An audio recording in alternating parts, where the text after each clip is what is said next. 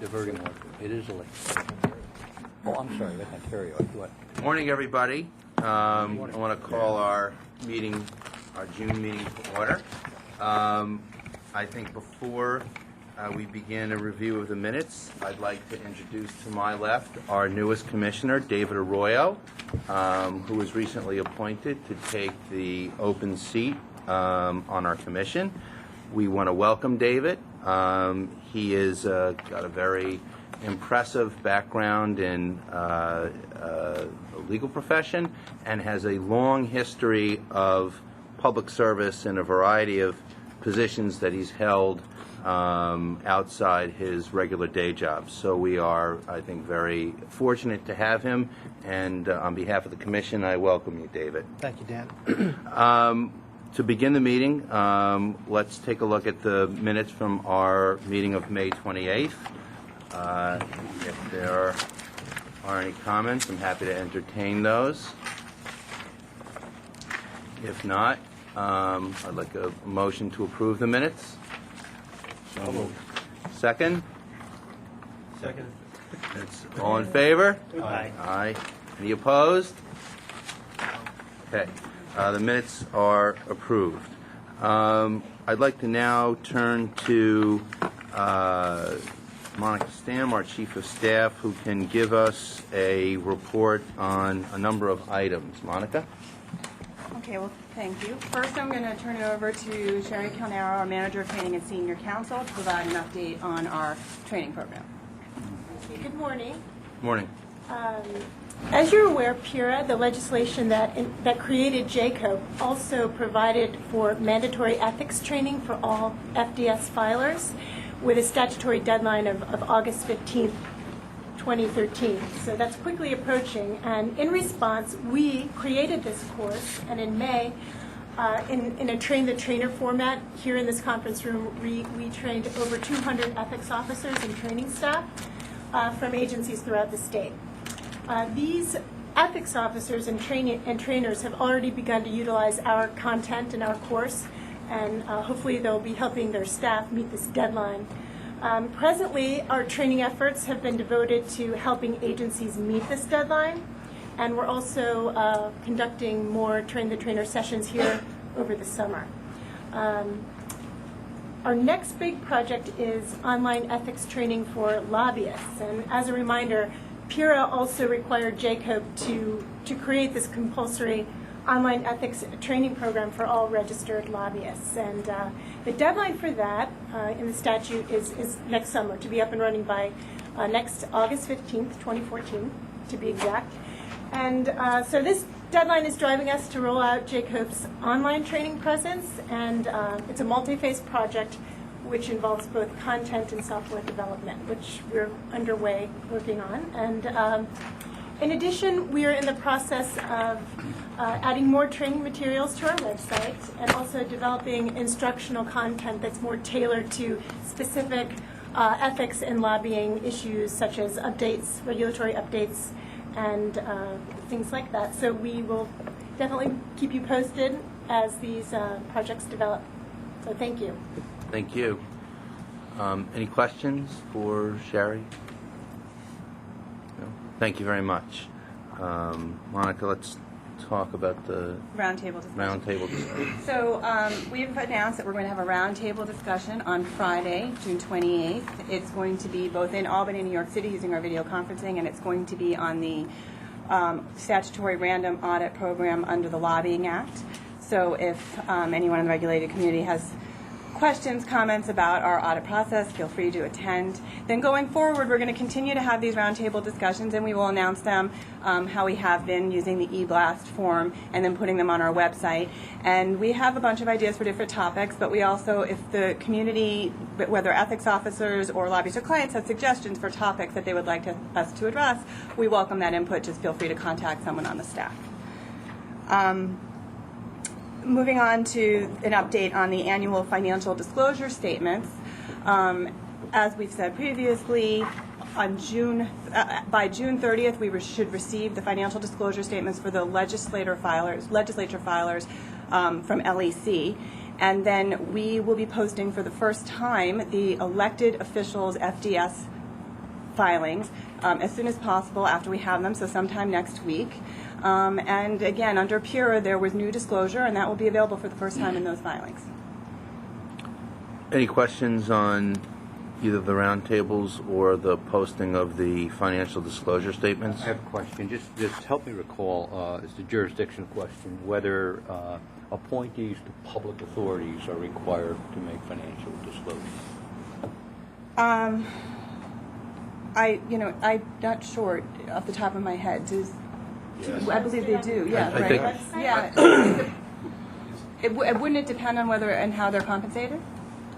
The requirement to file is in statute and it's based on certain criteria, which deal mainly with how the authority or board is structured and who does the appointing. So based on whether those criteria are satisfied, the board members would be required to file. Who would be excluded under that formula? What kinds of authorities?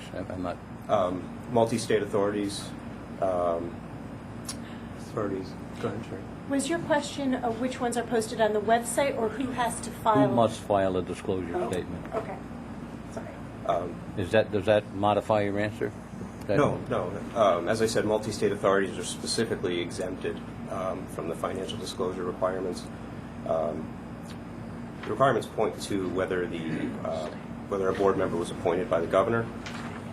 And so if you don't have that criteria, that could exclude the board. But you're looking at specifically local public authorities in that case. So we get questions from time to time about strictly county authorities, and generally find that they're not required. Thank you. George, do you have a question? Monica, how many have we received to date? How many MTSs? I know the number the last time I checked was close to 18,000, but I just want to double check that with Martin. Do you? Correct. Yeah. That does not include the legislators yet. We don't have those, and we won't get those until June 30th.